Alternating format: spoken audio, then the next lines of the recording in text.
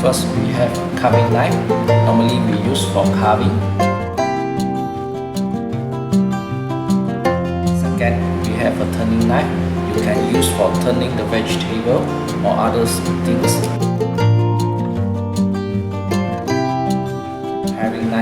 Paring knife, like just now, what you do is you cut into strip or die shape. Call it shredded knife or cut. Either you can call it bread knife. Okay, normally used for cut of bread.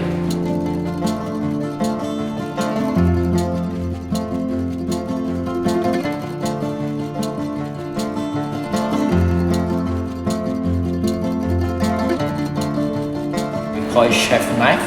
Okay, you can cut in whatever you want, unless you cannot cut the bone on it.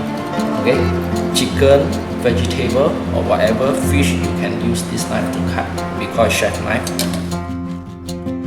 It's called Chinese chopper, a bit heavy.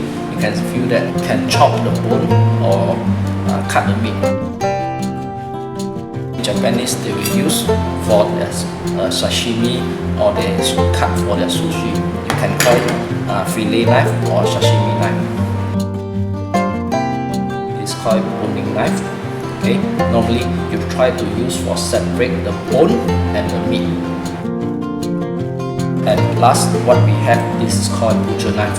This is normally daily they are cut meat. To use this or cut fish or seafood, whatever they will use this.